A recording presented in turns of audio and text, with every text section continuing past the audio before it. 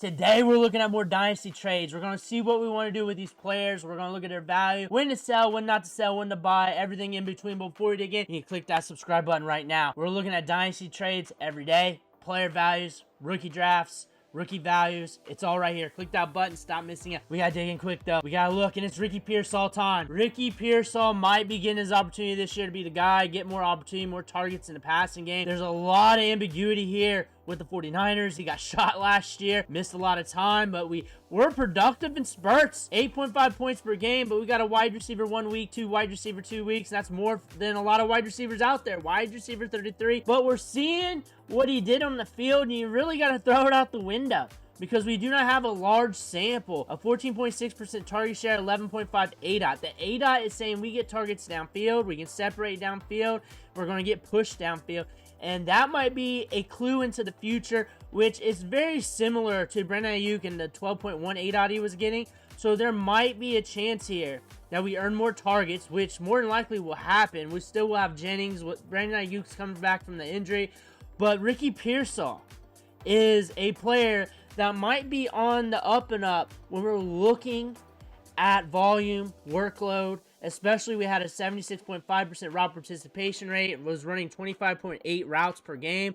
Look for that to hold steady going into next year. What we're seeing here is him valued with other ambiguous wide receivers. He's very ambiguous. Whether you want to trade out, buy low, is on you and what you want to do. J.J. McCarthy is in for a big year this year. He's going to be a starting quarterback for the Vikings. We got Justin Jefferson. This team likes to be fast-paced. They want to be fast-paced. They've shown that in the numbers over the last half decade or so, that they're usually top 5 in the league in pace of play. J.J. McCarthy has the tools around him. QB 14 right now in value. Went up a little bit from QB 18 to 14. Fantasy market's starting to notice. He's rising in ADP. J.J. McCarthy is a player that is rising stock. His stock's going to rise throughout training camp. So if you're looking to sell, training camp's going to be the time. Vikings put out a lot of buzz on him during training camp. They're going to do that again, and he's going to have his moments. You got Justin Jefferson there. You got Jordan Addison. You got pieces there to get you those moments if you're looking to sell. If you're looking to buy, that should have been a long time ago, my friend. That should have been a long time ago. You're going to have to pay the piper if you're going to do it now. Chuba Hubbard is one of our guys. Multiple RB1 weeks, getting the workload. Rico Dowdle's there. They want to use 2 running backs. They expressed that a lot last year going into the season. You just can't do that with Miles Sanders. You can't do that with Miles Sanders. So I don't know what the Cowboys are thinking, but RB19, you think he's going to fall off?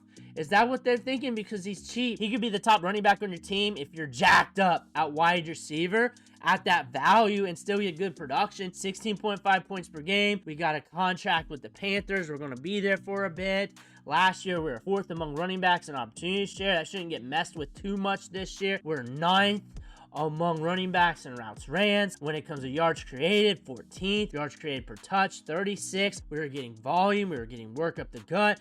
We were rather consistent. And we were also not getting too much work where it was concerning a la Kyren Williams throughout the year, where we were being buffered a little bit by Miles Sanders. Miles Sanders was getting enough run where Chuba Hubbard was meat shielded a little bit. So we should be okay going into 2025. And his workload's not going to get outrageous to a point that you're scared mid-season. But adjacent players, you got pivot points here, but you know what you're going to get. You know you're going to get touches, opportunities, and you're getting him at a cheap price tag, and we're locked in with the Panthers. They got out on his contract after the season, but they love him. They love him. When you sign a running back, you love that running back. And they signed him. They got him a deal. Expect him to be there for a few years. Tyron Tracy's young, though. 25.4 years old. We're going into our second season.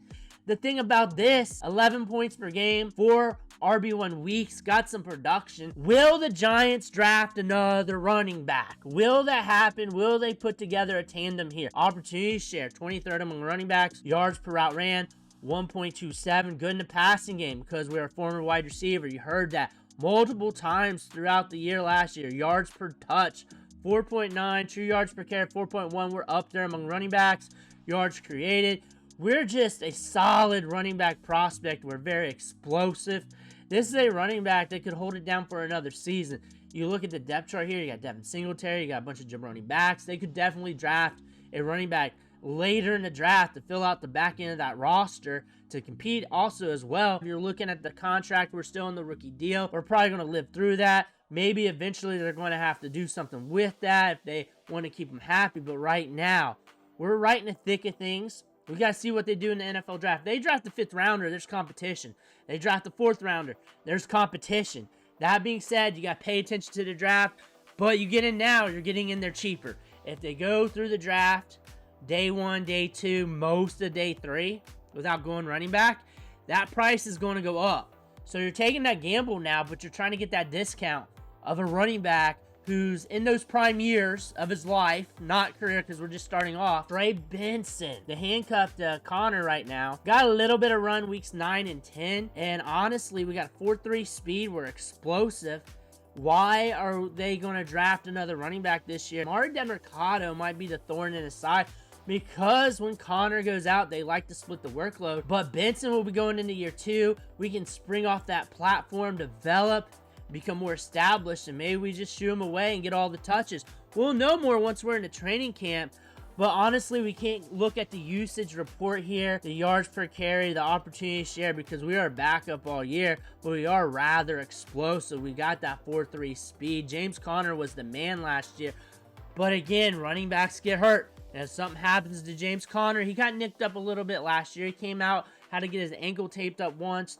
He had some issues later on in the year, if I remember right. But Trey Benson might get an opportunity back into the season to show off what he can do, and then you'll be looking at him. Trey Benson was drafted pretty high for a running back in last year's class, one of the top running backs in last year's class. The thing about him is he might go through the draft unscathed, and he might be a safe handcuff for you. You're looking at adjacent players. You want to get into the second round of 2026. That's what Keep Trade Cut is doing. I don't think Benson managers are doing that.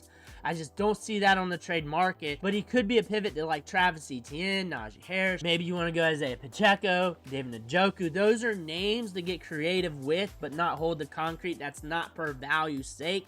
That is just a listing of players.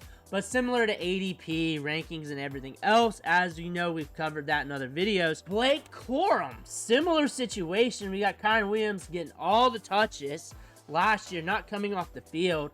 It's going to take an injury, but Kyren Williams getting all the touches still, getting more work than damn near any player in the National Football League. Something's got to come up with that. RB44 in value. Blake Corum didn't get the opportunity to showcase what he is yet, so he hasn't proven that he's bad or good. You can't really even look at the numbers even. Hasn't really gotten any work. Routes per game, 0.3. Opportunity share, 14.6. True yards per carry, 3.6. But still, not enough volume really to get a true synapse of what he is as an NFL talent. Kyren Williams, though, 1,300 yards on the season, led all running backs in pass blocking snaps, got punt return duties. He does not leave the field. If something does happen, you're going to want Blake Corum. That chart below me is going to do this a bit if something happens to Kyren Williams. If I have Kyren Williams, I want Blake Corum.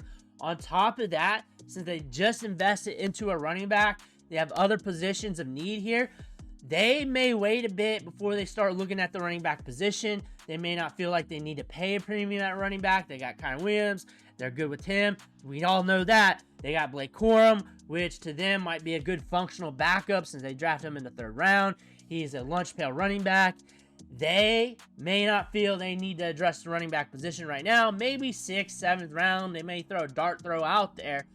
But safe running back prospect as we move forward to the back end of April. Adjacent players here is still expensive when you look at this. Jalen Wright, Rashad White, Romeo Doubs, Jalen Warren, Ray Davis. So just with a bunch of ambiguous running backs for the long term, that's what you're looking at here. Blake Corum, though, is a handcuffed running back that if an injury happens to Kyren Williams, we know the stock is going to go up. Those are the trades that we're looking at today. We're looking at the player values, what to do, what not to do, and everything else. Let me know what you think in the comments below. Make sure to hit that subscribe button on the way out. One thing for watching. Catch you on the next video.